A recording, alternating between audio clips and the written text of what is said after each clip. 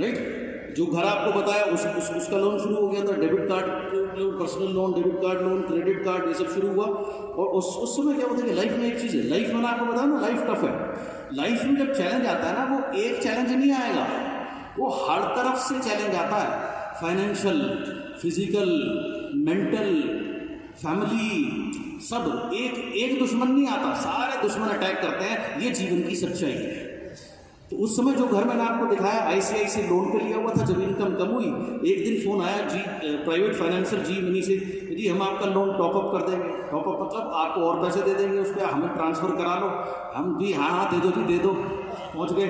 अब उसने 13 साल का लोन सैंक्शन किया, लेकिन उसने क्या किया, 4-6 महीने बाद बिना बताए 13 साल के लोन को 39 साल का लोन बना दिया, और पता भी नहीं। जब पता लगा 4-5 महीने बाद, और जब देखा तो थोड़ी देर तो आवाज़ नहीं निकली, ना मेरी मदर की।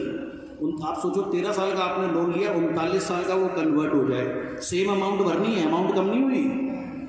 मैंने सोचा, कैलकुलेट किया, मैंने कहा यार ये देते देते माँ नहीं रहेगी, मेरा भी कोई पता नहीं है, और मेरा बेटा भी बुढ़ा हो जाएगा, उस समय तो फायदा भी नहीं होगा। ये स्थिति, उनसे कोर्ट में लड़ाई लड़नी शुरू हुई। ये स्थिति वहाँ फ्रंट में चली। जो इतने प्राइड से स्कोडा कार ली थी वो बिक गई, एक सेकेंड हैंड लांसर कार आ गई। ये स्थिति चली। लॉट्स ऑफ स्ट्रेस ऑब्वियसली, जब ऐसा आपकी लाइफ में होगा तो तनाव तो परम सीमा में। एंड इवन इतना वो टफ टाइम था, मेरी मदर ने नैनी की जॉब के लिए अप्लाई किया था फॉरेन कंट्री में। नैनी आप समझते क्या होती है? आया। उन्होंने आया की नौकरी के लिए भी अप्लाई किया था, क्योंकि घर को चलाने में इतनी तकलीफ थी, उस समय इतनी फाइट थी, 1 रुपये की फाइट थी, राइट। ये वो आंसर कहाँ है, कहाँ पहले मैं काम करता था कॉर्पोरेट के लोगों के साथ में, उसके बाद मैं यहाँ पहुँच गया, राइट। ये देखो, देख रहे हो, इनमें से मेरे इधर एक आदमी खड़ा है, इसको कोई पहचान सकता है? हाँ, विश्वास होना, आज कोई पहचानेगा, राइट। उस समय ये स्थिति थी, और सबसे इधर वाले आदमी कोई पहचान सकता है? अनिल कुमार, देखो ये कैसे हुए, राइट, ये कैसे थे। ये वो लोन का लेटर है जो सैंक्शन हुआ था। आप देखो यहाँ पे लिखा है used car loan. Used car loan मतलब second hand car loan, 1.5 lakh रुपए का, 5,429 रुपये की उसकी किश्त थी, और ये भी बाउंस हुई थी जनवरी के अंदर में। देखिए ऊपर लिखा है अगेन जैन रिटर्न्ड ECS, फिर ये पैसे कैश से भरी थी, उसकी रिसिप्ट है। तो ये समय था। रेगुलर स्मोक नहीं करता, कभी कभी करता हूँ, बीड़ी पे आ गया था, देसी दारू भी पी 50 रुपये की बोतल, राइट। ये लाइफ की सच्चाई है।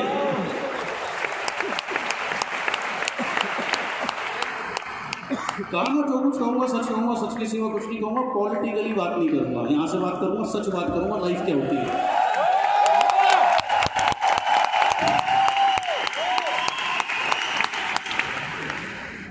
लोगों ने कहा फिनिश्ड, खत्म, हो गया, हो लिया काम इनका, ये घर, ये कार, ये वो सीजन प्रोजन सब खत्म, कुछ नहीं है।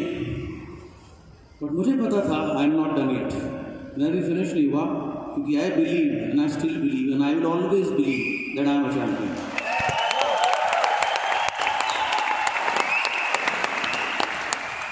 Most important thing, it does not matter what people tell or think about you. इससे फर्क नहीं पड़ता लोग आपके बारे में क्या कहते हैं, क्या सोचते हैं।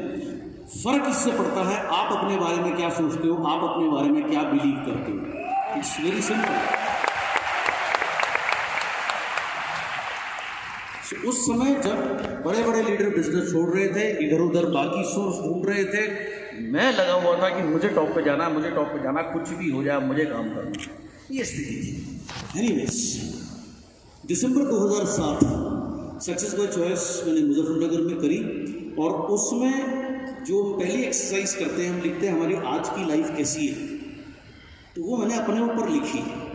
तो जब मैंने वो अपने ऊपर लिखी तो मेरी 7 पन्ने भरे, इतने बड़े बड़े A4 शीट के आगे और पीछे, क्योंकि उस समय लाइफ में सिवाय फ्रस्ट्रेशन के, आर्थिक तंगियों के, चैलेंजेस के, कर्जों के कुछ नहीं था। लेकिन अगली एक्सरसाइज भी करी। अगली एक्सरसाइज क्या थी? अगली एक्सरसाइज में आपको पता है जो लिखने की एक्सरसाइज होती है कि मेरा जीवन कैसा होगा और कैसा होना चाहिए और कैसा है। सो वो लिखी तो 12 A4 शीट के पेज भर गए। और उसके बाद उसको रिकॉर्ड किया वॉकमैन में और बार बार सुनना शुरू किया। 50 दफ़ा, 70 दफ़ा, 80 दफ़ा, 90 दफ़ा दिन में टोटली यही काम करना शुरू किया।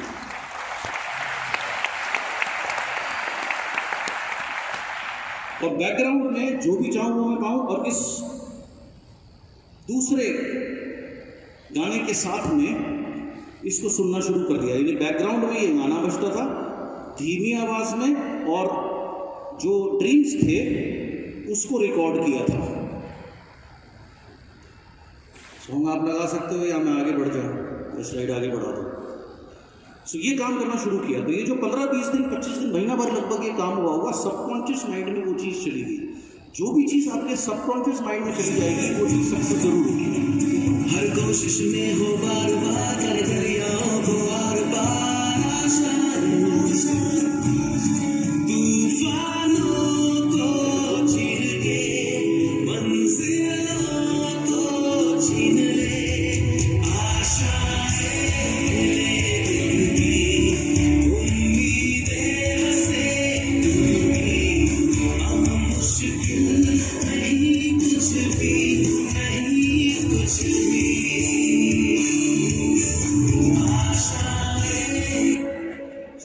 सॉन्ग्स और पीछे वो बैकग्राउंड में वो जो ड्रीम था वो रोज 70-80-100 दफ़ा सुनना नियम बना लिया। इससे क्या हुआ, जनवरी 2008 में पता लगा, जनवरी 2008 में पता लगा कि बाली साहब की कंपनी ठीक ठाक चल रही है। और एक शख्स आए मेरे घर में, उन्होंने कहा कि वो मुझे बुला रहे थे नेशनल अपना ट्रेनिंग हेड के लिए, और मुझे 1.25 लाख रुपए दे रहे थे।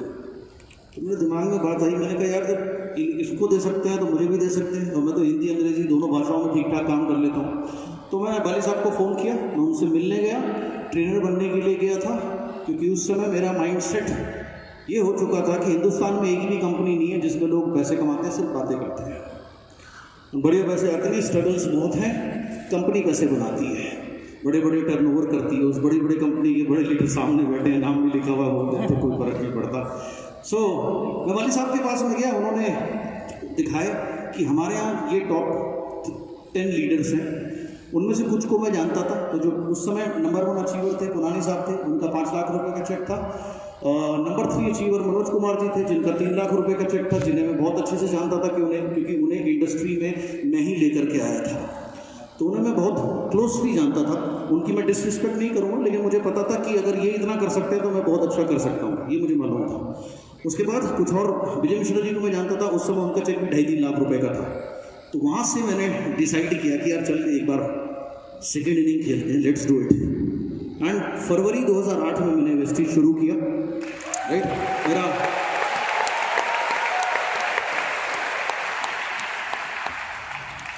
जब मैं घर गया तो मेरी मदर एक्सपेक्ट कर रही थी कि ट्रेनिंग के लिए असाइनमेंट लेकर के आएगा, रेगुलर इनकम आएगी। लेकिन जब बोला दोबारा बिजनेस शुरू कर रहा हूँ, दोबारा नेटवर्क मार्केटिंग करूँगा, तो पहले तो पुरानी कंपनी छोड़नी है, वहाँ से ज़्यादा पैसे नहीं आ रहे थे, लेकिन जो भी आ रहे थे उस समय घर तो उसी से चलता था, जैसा भी चलता था।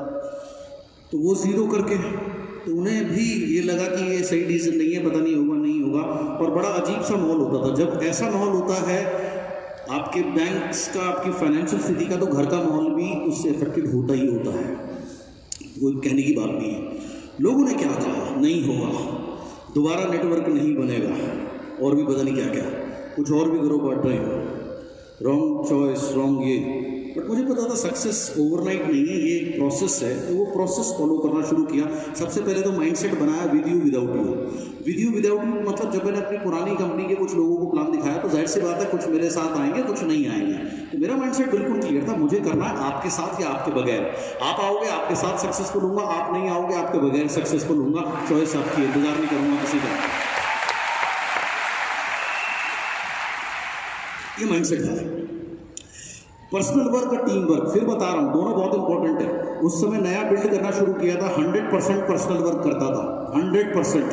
रोज 25-25, 30-30 लोगों की लिस्ट बनाना, ऑफिस इनवाइट करना, प्लान दिखाना। फिर जब वो जुड़ने लगे धीरे धीरे, तब उनके साथ टीम वर्क करना शुरू किया। लेकिन उस समय सारा का सारा ध्यान पर्सनल वर्क पर रहता था। ये फॉर्मूला अपनाया, ये सिंपल फॉर्मूला है, बहुत इफेक्टिव फॉर्मूला है, लिख लेना। I = N × E × B²। I stands for income। आपकी इनकम इस बिजनेस में डिपेंड करेगी इन 3 चीजों पर। सबसे पहला नंबर, ये बिजनेस नंबर्स का गेम है। अगर आपकी लिस्ट में 20-30 ही प्रॉस्पेक्ट के नाम हैं, आप कामयाब नहीं हो सकते।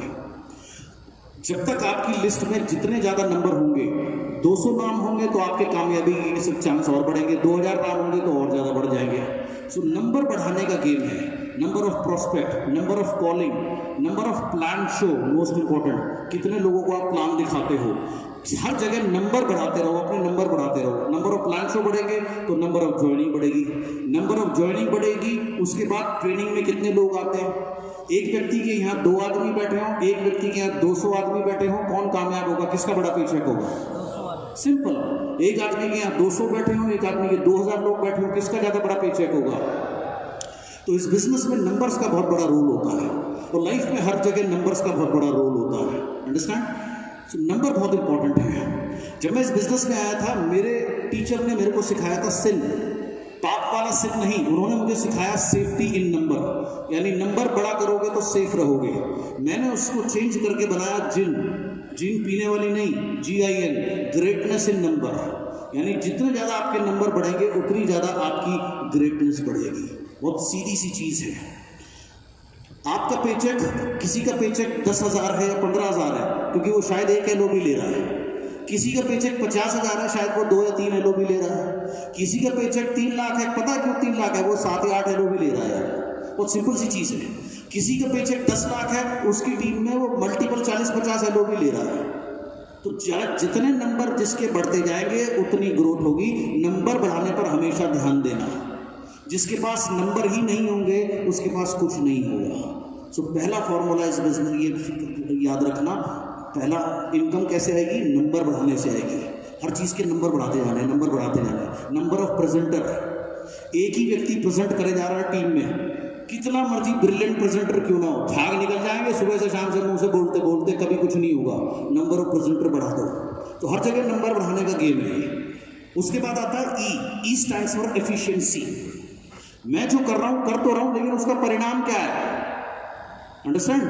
आज बहुत सारे लोग, अगर मेरा बस चले तो मैं ये लाल ID बंद कर दूं, बिल्कुल बैन कर दूं, होनी नहीं चाहिए। और इतने लोग ज्वाइन कर रहे हैं। अच्छा ज्वाइन करा, PV कहाँ है? लाल ID है सर, अभी सामान लेगा। अच्छा सामान नहीं लिया तो जुड़ा क्यों है? क्या किस लिए जुड़ा है, मतलब क्या करने के लिए जुड़ा है? जंग लड़नी है पाकिस्तान के साथ जाके तुम्हें, अगर लाल PV वाली ID ले करके, वो सब यूजलेस है, वो नॉन एफिशिएंट काम है। ओके, 3-3 घंटे की CNT करना, नॉन एफिशिएंट काम। ट्रेनिंग के बाद डाउनलाइन को दोबारा ट्रेनिंग देना, नॉन एफिशिएंट काम। तो ये अपनी एफिशिएंसी को बढ़ाना शुरू कर दो, प्रोडक्टिविटी को बढ़ाना शुरू कर दो। एक्टिविटी और प्रोडक्टिविटी में फर्क होता है। निकले सुबह से शाम तक एनालाइज करो कि रिजल्ट क्या आया मेरा, रिजल्ट कैसे बेहतर होगा, एफिशिएंट कैसे बनूंगा। आप में से जो लोग अप्रैल में मौजूद होंगे, ये प्रेजेंटेशन आपको अलग लग रही है ना, क्योंकि मैंने इस पर काम किया है। मैं अपने आप को और एफिशिएंट बनाना चाहता हूँ। 3 रात लगाई है, 1-1, 1:30 बजे हैं, और अभी सुबह भी उधर बैठ करके इम्प्रोवाइज कर रहा था कुछ चीज़ें। सो एफिशिएंसी, मेरी एफिशिएंसी कैसे बेहतर होगी, अपने को एफिशिएंट बनाओ। उसके बाद B स्क्वायर है 2B। 2B क्या है? Brain power, buying power. आप जिन लोगों के साथ काम कर रहे हो उनके पास एवरेज ब्रेन पावर और एवरेज बाइंग पावर होना बहुत जरूरी है। अगर आप एक बिल्कुल ही लुल आदमी के साथ काम करो, जिसे बात ही समझ में नहीं आती, उसको क्या समझाओगे, क्या ट्रेनिंग, क्या ड्रीम, कैसे समझाओगे ये चीज़? तो कम से कम आदमी बेसिक कॉमन सेंस होनी चाहिए चीज़ों को समझने की, ग्रहण करने की। सो ये एवरेज ब्रेन पावर है। मैं ये नहीं कह रहा आप कॉर्पोरेट के उसे पकड़ करके लेके आओ, लेकिन कम से कम आदमी में एवरेज ब्रेन पावर का होना बहुत जरूरी है। और मोस्ट, उसके बाद एवरेज बाइंग पावर। अगर आप रिक्शे वाले जोड़ दो, 5,000 रिक्शे वाले जोड़ दो, जो कमाते ही दिन के 150 रुपये हैं, 200 रुपये हैं, 100 का पौवा पी जाते हैं, बाकी घर में दे देते हैं। तो वो कहाँ से तुम्हारी बीवी करेगा, कहाँ से तुम प्रोडक्ट इस्तेमाल करेगा? तो बाइंग पावर का भी होना बहुत जरूरी है। इसलिए मैंने कहा स्पेशली जो यूथ है, अपनी फैमिली को इन्वॉल्व करो ताकि बाइंग पावर बढ़ सके तुम्हारी। सो ये एक सिंपल सा फॉर्मूला है। कभी भी समझ में ना आए ना मेरी इनकम क्यों नहीं बढ़ रही, इस फॉर्मूले पे जाना। नंबर कितने, आपके नंबर कम होंगे, पहली बात। दूसरी बात, एफिशिएंसी भी कम होगी। तीसरी बात, ब्रेन पावर और बाइंग पावर में भी आप स्ट्रगल कर रहे होगे। और अपने नेटवर्क को जैसे एवरेज बाइंग पावर पे रखना बहुत जरूरी है। आप कोई जैसे 90s 80s 90s में ना मिथुन की बड़ी पिक्चरें आती थी, वो गरीबों का, तुम गरीबों के मसीहा नहीं हो, जिसका ड्रीम है ना तुम्हारा काम है उसको उठाना। वो भिखारी को डीसीडी नहीं बना सकते तुम, वरना बनाने की कोशिश कर रहा, वो रॉन्ग ट्रैक है। So this is how it works. उसके बाद AIK। What is AIK? AIK is action is king. जितनी मर्जी बकवास कर लो, जितनी मर्जी ट्रेनिंग कर लो, जितना मर्जी यूट्यूब पे बैठ लो, जितने मर्जी व्हाट्सएप पे ज्ञान के मैसेज ले लो, भेज दो, अल्टीमेटली अगर एक्शन नहीं लोगे, प्लान नहीं दिखाओगे, तरक्की नहीं कर सकते। एक्शन का मेरा मतलब यहाँ पर मुख्य है प्लान दिखाना, स्वयं के लिए, टीम के लिए, स्वयं के लिए, टीम के लिए। अपने प्लान शोज बहुत बढ़ाना, तो एक्शन लेना है। अभी क्या है, स्पेशली कोविड के बाद से सबको आदत हो गई है व्हाट्सएप, सोशल मीडिया पे ही काम करने की। सोशल मीडिया पे ही शादी कर लेना, सोशल मीडिया पे बच्चे पैदा कर लेना। अंडरस्टैंड? पॉसिबल नहीं है। एक्शन लेना सीखो, प्लान दिखाना सीखो, घर से निकलना सीखो। एक्शन नहीं लोगे, आजकल क्या है, एक ने ज्ञान का मैसेज भेजा किसी को, दूसरा उससे भी होशियार है, उसका नाम हटा के अपना नाम लिखा और आगे भेज दिया। तीसरा उससे भी होशियार है, उसने 10 अंगूठे लगा दिए। इससे बिजनेस नहीं बढ़ता। समझ आई? Action is king. एक्शन लेना है आपको अपने बिजनेस को ग्रो करने के लिए। ये वो काम है जो मैंने किए तो आपको बता रहा हूं। उसके बाद एनालाइज योर डे। जब दिन खत्म हो जाए ना, अपना दिन एनालाइज किया करो कि फिजिकली मैंने क्या किया अपने बिजनेस को बढ़ाने के लिए, अर्थात मैंने कितने प्लान दिखाए आज, स्वयं के लिए, टीम प्लस पर्सनल, दोनों में उसको बैलेंस किया करो। तीसरा, आजकल बहुत से लोग मुझसे पूछते हैं कि मेरी इनकम नहीं बढ़ रही, मैं मीटिंग कर रहा हूँ, पहले से ज़्यादा मेहनत कर रहा हूँ। तो आप देखो, सबसे पहले मैंने क्या लिखा है, सक्सेस ओवरनाइट नहीं है, ये एक प्रोसेस है। तो एक लीडर ने मेरे से सवाल किया कि मेरा चेक अभी आधा हो गया है, काम मैं डबल कर रहा हूँ, मैं क्या करूँ? मैंने कहा तू विराट कोहली को जानता है? भाई कोई नहीं, कौन नहीं जानता। मैंने कहा पिछले 1.5 साल से उसने रन नहीं बनाया, तुझे क्या लग रहा है वो अपने घर पे सो रहा होगा? क्या लगता है तेरे को? नहीं जी, मेहनत कर रहा होगा। मैंने कहा वो कहे जी मैं भी बहुत मेहनत कर रहा हूँ, मेरे रन नहीं बन रहे। तो आज नहीं बन रहे, कल बनेंगे, क्योंकि प्रोसेस है।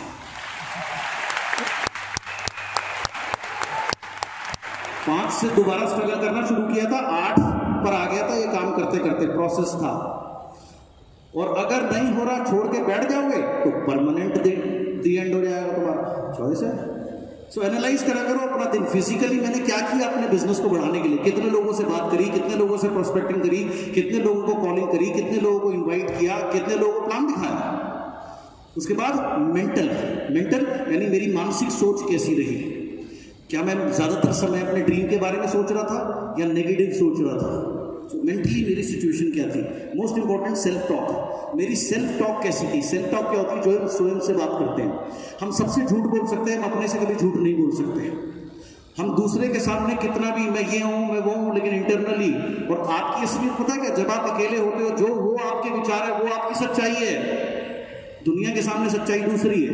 तो आपकी सेल्फ टॉक कितनी पॉजिटिव थी, कितनी इंस्पायरिंग थी? तो अपनी सेल्फ टॉक पे हमेशा काम करना। ग्रेट लोग ग्रेट क्यों हैं? उनकी सेल्फ टॉक ग्रेट होती है। वो अपने से बात करते हैं, अपने को बकअप करते हैं, come on I am the champion. अपने हर शो से पहले, अपनी हर परफॉर्मेंस से पहले अपने को बोलते हैं today will be my best show, today will be my best performance. Average आदमी कैसे कहता है? हो नहीं रहा, मुश्किल है, कैसे होगा? ये उसकी सेल्फ टॉक है। तो सेल्फ टॉक बहुत महत्वपूर्ण होती है। चैलेंज क्या थे जब इस चीज में आए थे? बहुत सारे चैलेंज थे, राइट? प्लान शो ज़्यादा बढ़ाना, लिस्ट ज़्यादा बनाना। 30 से 35 प्रोडक्ट उस समय टोटल कंपनी में हुआ करते थे। आज की तरह 350 प्रोडक्ट नहीं थे। कोई कंसिस्टेंसी नहीं होती थी, क्योंकि कंसिस्टेंसी के लिए तो हम आए नहीं थे। और ये 1 करोड़ के क्लब, 2 करोड़ के क्लब, कुछ नहीं होता था। इसलिए हम बड़े सुखी थे। हमें एक ही चीज़ पता थी कि भैया काम करना और बड़े बनना है। अभी आदमी कंसिस्टेंसी में राइस ब्रांड नहीं है, इसमें ऐसा कर दो, इसमें वैसा कर दो। सब नेटवर्क मार्केटिंग कंसल्टेंट है, वर्कर कोई है ही नहीं। सब कंसल्टेंसी सबके पास है, सब ज्ञानी गुनी लोग हो गए हैं। तो ये प्रॉब्लम है। तो उस समय हमारे सामने ये चैलेंज होते थे। प्रोडक्ट इतने लिमिटेड होते थे, कोई ऑफर कुछ नहीं होता था। पता था पैसे कमाना है, प्लान से ही पैसा कमाना है।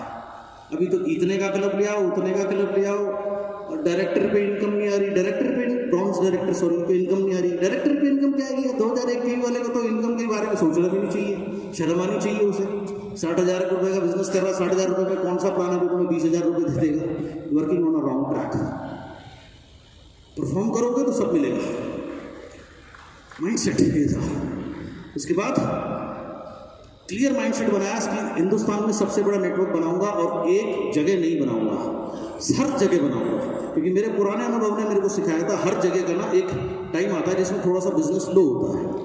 जैसे आप देखो हमारे यहाँ दिवाली का जो टाइम होता है, फेस्टिवल का टाइम होता है, धनतेरस से मामला शुरू हो जाता है।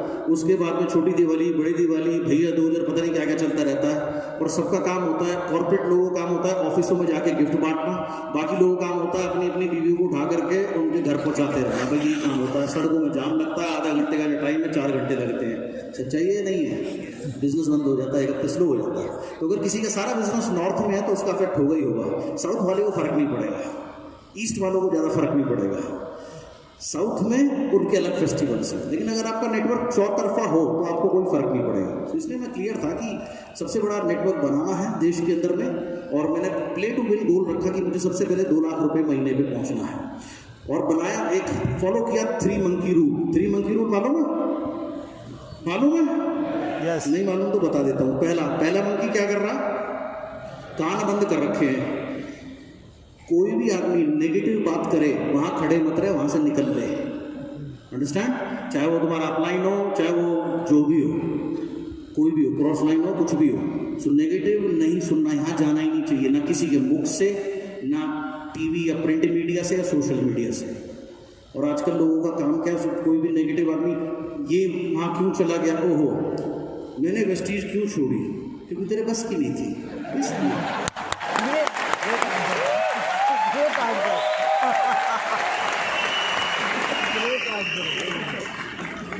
मैं क्राउन डायरेक्टर था, आई रिजाइन।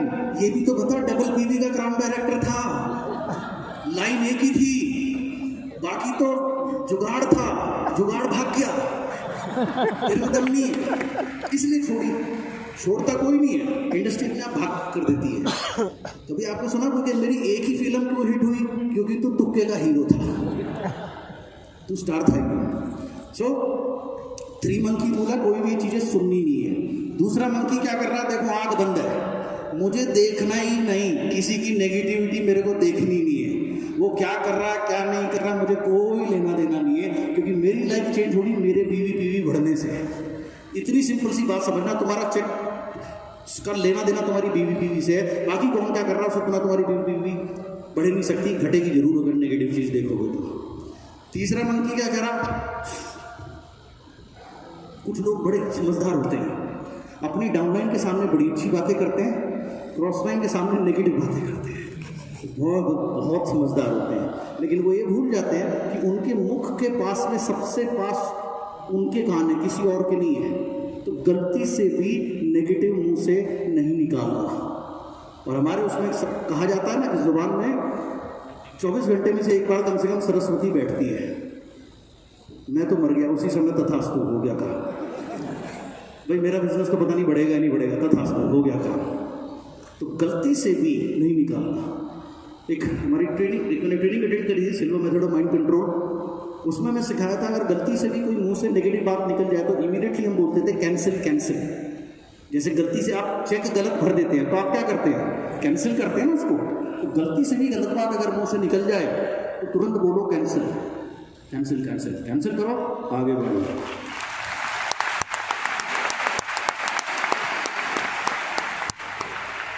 क्या ये सब काम किए? इसलिए पहला चेक आया वेस्टीज से 57,000 रुपये का, दूसरा चेक आया 86,000 रुपये का। दुनिया के लिए बहुत बढ़िया था, लेकिन मेरे लिए बढ़िया नहीं था, क्योंकि मेरे पास कर्जे बहुत थे, गड्ढे बहुत खुदे पुराने हैं, लेकिन फिर भी ये इस तरीके से था। उसके बाद एक दिन मुझे याद है, मैं हेड ऑफिस से निकला। उस समय हेड ऑफिस ये नहीं होता था। आज तो तुम हेड ऑफिस, पता नहीं हेड ऑफिस क्या दिखाते हो, हेड ऑफिस हो गया 500 करोड़ का, अच्छा उसको दिखा के क्या होगा? सारे रॉन्ग ट्रैक पे चलते हो तुम लोग। उस समय ऑफिस था, किराए का ऑफिस, फर्स्ट फ्लोर का ऑफिस और बड़ा नॉर्मल सा ऑफिस था। हम वहाँ से बने, क्योंकि मैं ऑफिस के लिए नहीं आया था, पैसा कमाने आया था। अंडरस्टैंड? मेरा ऑफिस 5 स्टार है, एक पीएन भी 5 स्टार में काम करता है, दरबार भी काम करता है 5 स्टार में, घर 5 स्टार होना चाहिए, समझ गई? वो बीवी से होता है।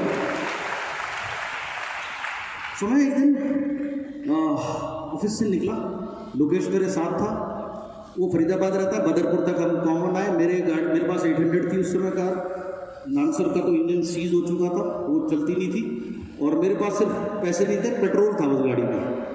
हम एक जगह रुके, बड़ा परेशान था, क्योंकि 3-4 महीने बाद में घर में एक बच्चे की डिलीवरी होने वाली थी, पैसे थे नहीं।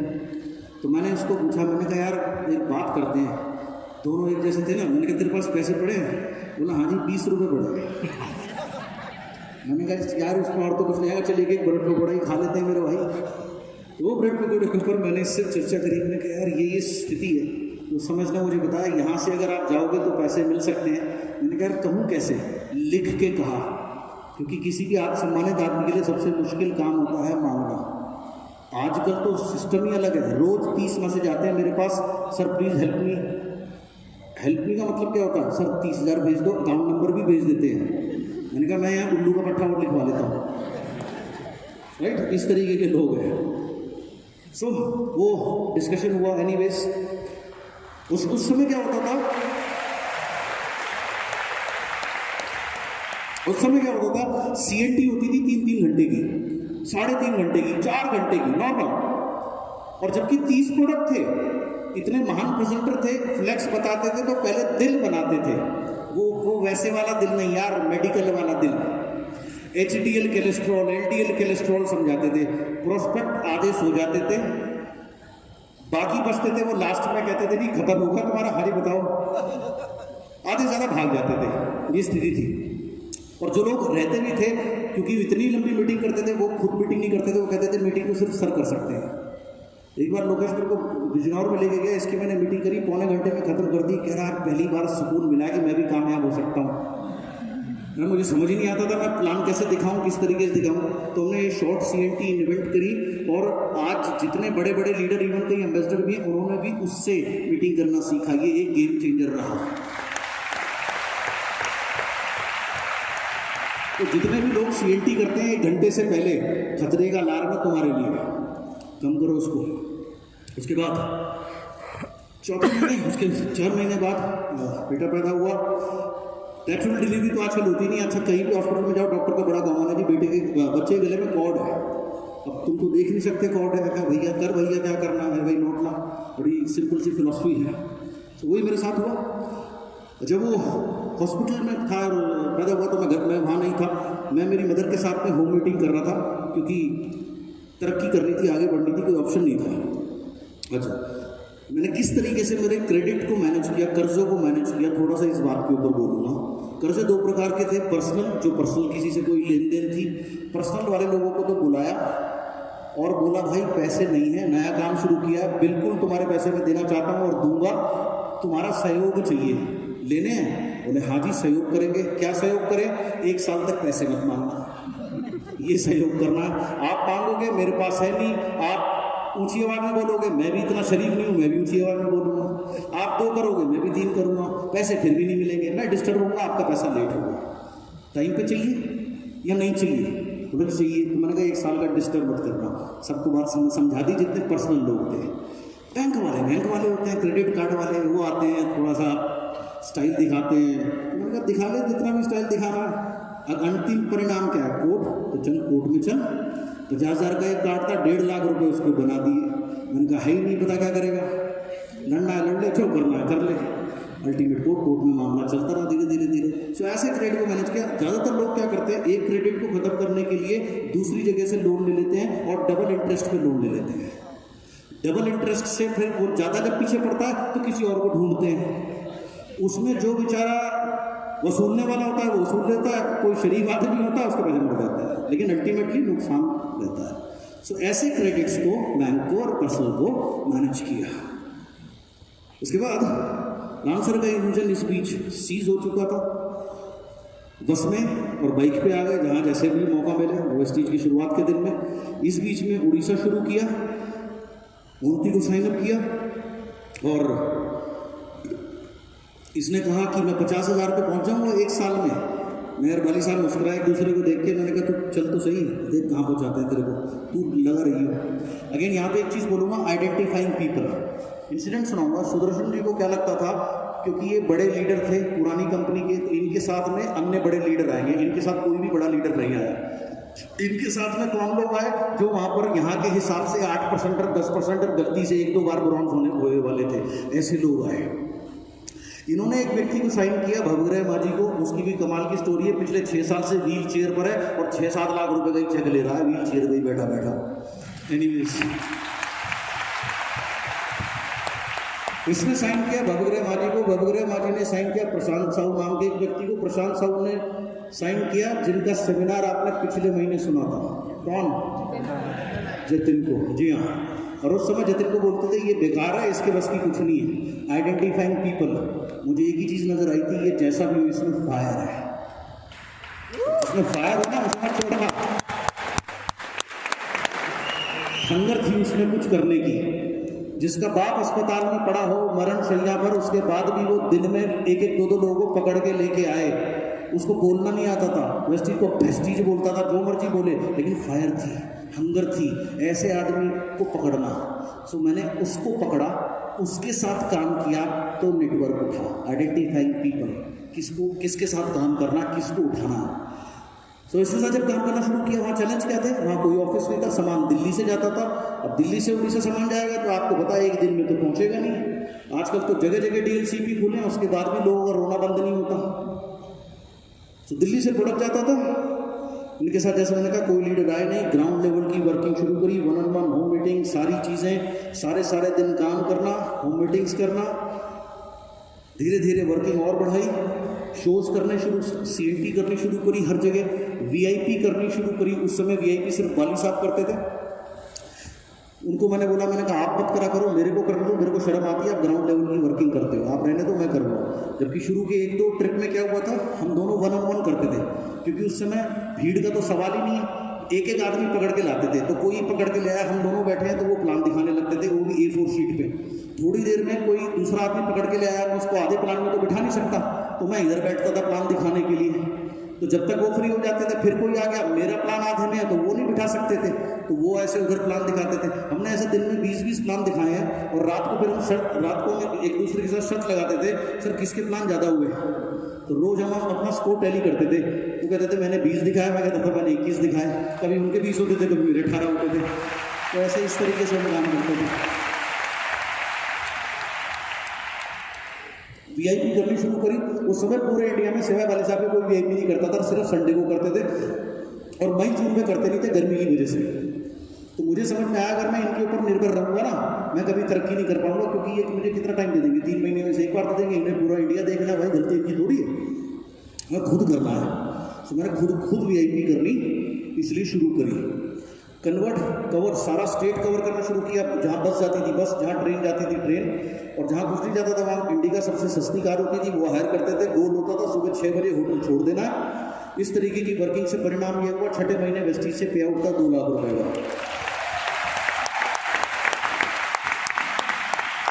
2 से 3 शहर का टारगेट होता था एक दिन में CNT करना, 2 से 3 शहर, क्योंकि ट्रैवलिंग भी होती थी। एक आपने दिल्ली में करी, मथुरा में जा रहे हो तो 3 घंटे तो आप ट्रैवलिंग के लिए मारोगे, फिर आगरा जाओगे। तो ऐसे कोशिश होती थी कि इसलिए 6 बजे होटल छोड़ देते थे, ताकि 2-3 शहर कम से कम दिन में हम कवर कर सकें। कोई समय नहीं था समय वेस्ट करने का। इसको मैं बोलता था, जितनी देर में स्टेज पर हूँ आधा घंटा मैं प्लान बताऊंगा, जो खा सकता हो खा लियो, तू जितनी देर प्लान बताएगा क्लोजिंग करेगा उतनी देर मेरे को जो मिलेगा मैं खा लूँगा। मीटिंग खत्म होते ही गाड़ी में बैठ, क्योंकि अगले शहर जाना है। ये वर्किंग स्ट्रेटेजी थी। जब आप इतना काम करते हो, अगर आप फोन को लगातार इस्तेमाल कर रहे हो, तो क्या उसको चार्जिंग की ज़्यादा जरूरत है कम जरूरत है? ज़्यादा जरूरत है कम जरूरत है? ज़्यादा। तो मैं अपनी चार्जिंग कैसे करता था, जैसे ही हमारी CNT खत्म होती, जो हमारा ट्रैवलिंग टाइम होता था, मैं अपना ईयरफोन राइट कान में लगा लेता था और मैं कुछ सुनता था। तो सुदर्शन ने एक बार पूछा, भाई क्या सुन रहे हो? तो उस समय सिंग इज किंग मूवी आई थी, मैं वो गाना सुन रहा था। तो उसने कहा सिंग इज किंग चल रहा था, उसने वापस ईयरफोन दे दिया। 1 घंटे बाद मैं दोबारा सुन रहा था, उसने पूछा भाई क्या सुन रहे हो, मैंने दोबारा उसको दे दिया, फिर उसमें सिंग स्किंग चल रहा था। अगले दिन हम फिर ट्रैवल कर रहे थे, फिर मैंने कान में लगाया हुआ था, फिर उसने पूछा भाई क्या सुन रहे हो, फिर सिंग स्किंग चल रहा था। ऐसे कई बार हुआ। तो उसने पूछा भाई आप एक ही गाना बार बार क्यों सुनते हो? मैंने कहा क्योंकि तेरे लिए ये गाना है, मेरे लिए ये बाइबल या ग्रंथ है भाई, अंडरस्टैंड, इसलिए सुनता हूँ मैं इससे कोई रिचार्ज नहीं करता हूँ।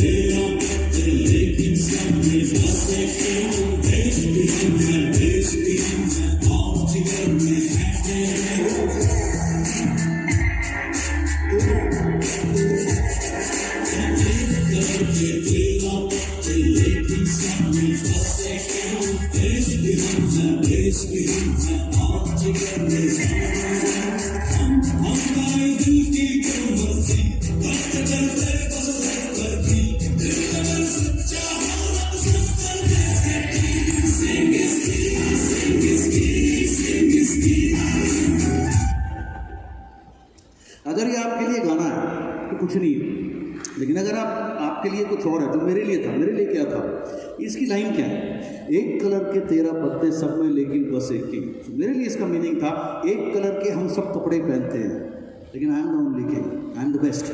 पहला मतलब इस लाइन का मेरे लिए था। देश भी हम है, बेस भी हम है, और जिगर से है डेयरिंग। मतलब मैं यहाँ भी काम कर सकता हूँ, वहाँ भी कर सकता हूँ, एंड यहाँ से बहुत डेयरिंग हूँ। आई am not afraid of anything, right. हम करें दिल की जो मर्जी, करते करते हद कर दे, यानी जो दिल की मर्जी वो करेंगे, जहाँ मर्जी काम करेंगे, काम कर करके हद कर दिया। लोग जितना काम, उड़ीसा में मैंने जितना काम इसके साथ कराया था, ये मुझे बोलता था 15-15 दिन घर नहीं जाने देता था। मैं इसको 6 बजे छोड़ के, जो भी मुझे बोलता था मेरी बीवी मेरे को तलाक देने वाली है। हाँ क्यों कह रहा, 10-10 दिन 12-12 दिन में घर नहीं आता। मैंने कहा जैसे मैं तेरे से काम करा रहा हूँ, तेरी बीवी भी बहुत बढ़ने वाली है। जब बीवी बढ़ती है तो घर में पैसे आते हैं, जब घर में पैसे आते हैं तो घर की लक्ष्मी छोड़ के नहीं जाती, खुश होती है। तो करते करते हद कर दी।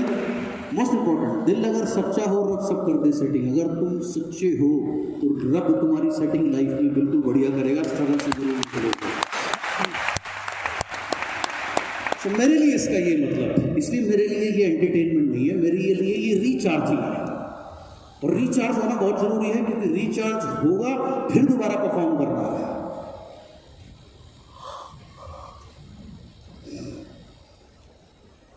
एक साल जब मैंने इसको ऐसे काम कराया, इसका चेक आ गया 280। उस समय मेरा भी चेक 280 नहीं था। एंड कहाँ एक आदमी 50,000 की सोच रहा, कहाँ उसका चेक 280 पे। जो भी आप, जिसके साथ भी आप काम कर रहे हो ना, आपका एम होना चाहिए कि वो नो रिटर्न पे पहुंच जाए, यानी कि उसकी इनकम इतनी अच्छी हो कि वो जितना सोचे उससे ज़्यादा इनकम पर उसको लेके जाना। हाँ प्रोवाइडेड वो भी मेहनत करे, तभी ये चीज़ पॉसिबल है। ज़्यादातर लोग क्या सोचते हैं, मेरी एलओबी नहीं लग रही, मेरी एलओबी नहीं लग रही। अबे भाई अपने बारे में सोच, उसको आगे बढ़ाने के लिए सोच, जो जिसमें हंगर है तू अपने आप तेरे को अपने आप मिल जाएगा। तो आपको उस तरीके से काम करना चाहिए। मेरा माइंडसेट में एक ही चीज़ घूमती थी, सक्सेस ऑल द टाइम। ऐसे ऐसे गाने सुनना, ऐसी मूवीज़ में देखता था, डाल रखी थी ट्रैवलिंग करते हुए, जो मुझे बहुत इंस्पायर करती है। उसमें से एक 3 मंकी रूल तो मैं फिर से अडॉप्ट कर ही रखा था। विद यू विदाउट यू हमेशा से मेरी फिलॉसफी रही है। एंड मेरा विश्वास था कि मैं ज़रूर सबसे बड़ा नेटवर्क क्रिएट करूँगा। एंड लीडर वर्सेस नेता। अच्छा, जब नेता हम वर्ड सुनते हैं तो हमारे जहन में क्या आता है, रिस्पेक्ट और डिसरिस्पेक्ट? हाँ, नेता is disrespect, leader is respect. फर्क क्या है? नेता की कथनी और करनी और होती है, लीडर वो होता है जिसकी कथनी और करनी एक होती है, और जो हमेशा तैयार रहता है कुछ भी करने के लिए।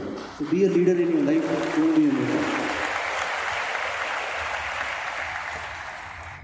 कल ही मैंने किसी को इंस्ट्रक्शन दी, कुछ लोगों को मैंने सुना कि जहाँ CNT होती है उसकी वहाँ लीडर इकट्ठे होंगे, कुछ नेगेटिव बातें करते करते ऐसे कोई इकट्ठा होकर बात ही नहीं करेगा, सामने सीट पे बैठो। तो नेता मत बनो लाइफ में यार, लीडर बनो।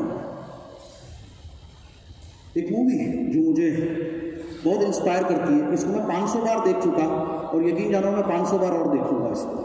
और उसका एक सीन मुझे ये बहुत इंस्पायर करता है, जो छोटा सा 1 मिनट का सीन है, समझने की कोशिश करना, जज्बा समझना इसमें। बोलो, इस आदमी को तुम रोक सकते हो या नहीं? वापस नहीं। शुरू से लगेगी अरे यार आगे क्यों चलोगे। हाँ ले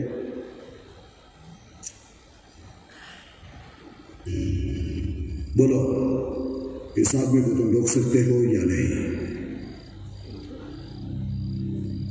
नहीं। ना ये, ना ये अखबार, ना आप, ना ही आपकी खाने की फौज।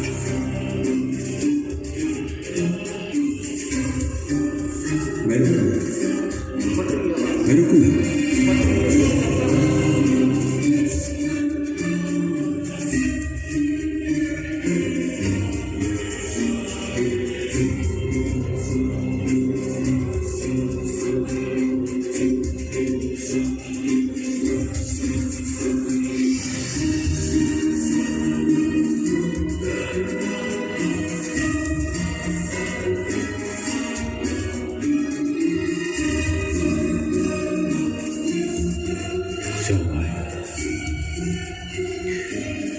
ये कपड़ा और ये वजन बहुत मेहनत से आया है।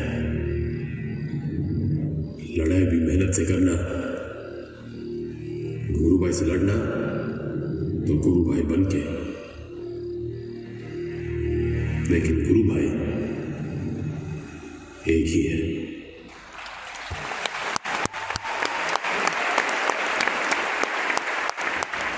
थोड़ी देर मैंने आपको क्या बताया था, इससे फर्क नहीं पड़ता आपके बारे में कौन क्या सोचता है क्या कहता है, फर्क ये पड़ता है आप अपने बारे में क्या सोचते हो।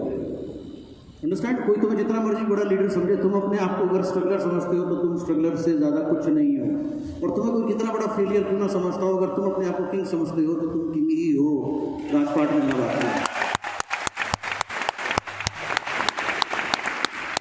उस दौरान जब ये सब कुछ हो रहा था, चेक जरूर मेरा भी 2.5-3 लाख रुपए के आसपास पहुंच गया था, लेकिन आपको बताया कि कर्ज बहुत सारे थे, तो चैलेंजेस थे।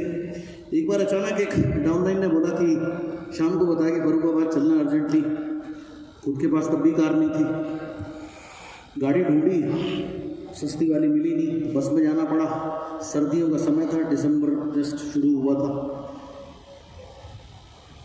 सुबह तो निकल गए, कोई बात नहीं। वापसी जब आ रहे थे तो जो लास्ट बस थी वही मिली मीटिंग करते करते, और उसका शीशा था नहीं, और जो सर्द हवा आ रही थी, उसने ऐसी सर्दी दी कि हड्डियों तक में सर्दी घुस गई थी। मैंने मेरे दोस्त को बोला कि सुबह 8 बजे मुझे यहाँ मिल, घर के पास में जगह, बोला कंबल लेके आई। उसने भी पूछा, यार कंबल, तब तो धूप निकल जाए कंबल। मैं तू लेके इस समय की हालत से बता। जैसे जब आपको बहुत भूख लगी होती है, आप रेस्टोरेंट में ऑर्डर करते हो तो खाना इतना होता है तो इतना ऑर्डर कर देते हो, क्योंकि आप उस समय की स्थिति से ऑर्डर कर रहे हो। तो सेम ये एक वाकया था। उसके बाद ये 10वें महीने का पे आउट है 11वें महीने जनवरी 2009 में कार फंड की बदौलत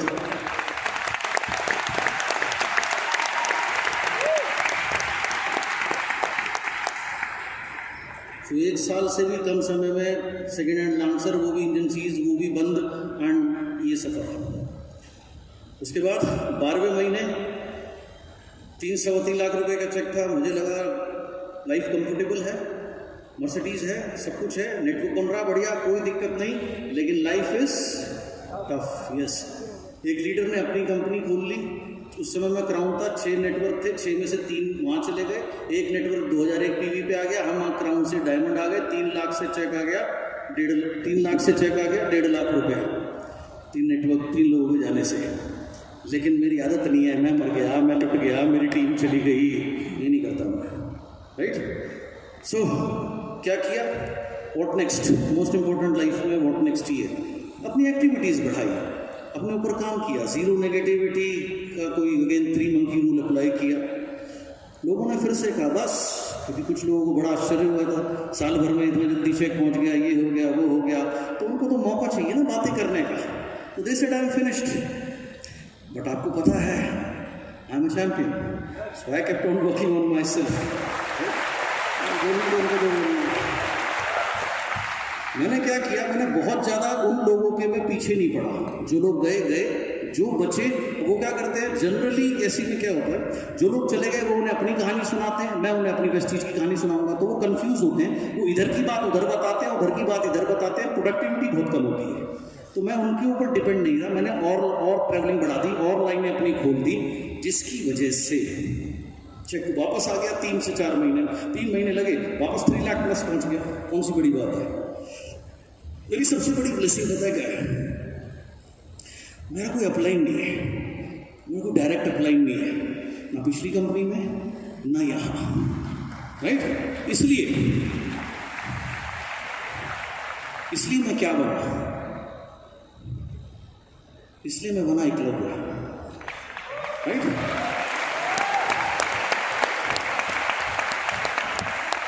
एकलव्य ने क्या किया? गुरु द्रोण की मूर्ति बनाई, उनसे सीखा और एकलव्य बना, और सर्वश्रेष्ठ धनुर्धर बना। गुरु को ये बात मालूम थी तभी तो उसको हमने उठा ले लिया। अर्जुन के पास तो बहुत सुविधाएं थी, हर बात के लिए गुरुदेव के पास पहुंच जाता था, हर बात के लिए गुरुदेव के पास पहुंच जाता था। मैं किसके पास जाता? इसलिए जब मेरे पास कोई है ही नहीं जिससे मुझे सीखना करना खुद है, तो इसलिए मैं किसी के ऊपर ओवर डिपेंडेंट रहने का प्रश्न ही नहीं उठता। यहाँ लोग किस तरीके की बातें करते हैं। अभी थोड़े दिन पहले किसी का मैसेज आया, सर मैंने टीम बनाई है, आप चेन्नई में कब जाओगे? तुझे क्या लेना मैं चेन्नई में कब जाऊँगा, मैं जाऊँगा नहीं जाऊँगा? तूने टीम बनाई, तेरे को ग्रो कराना, go man, why are you waiting for me? आप मेरा क्यों इंतजार कर रहे हो? मैं 1 साल चेन्नई में बैठा, सम्मान क्या करोगे? तो वहाँ से मुझे विजन जाएगा। 14-15 साल अगर इस इंडस्ट्री को गलत ट्रैक पे नहीं होगी, पैसे तो होंगे ही होंगे, इतना रिवॉर्ड मिलेगा, जिंदगी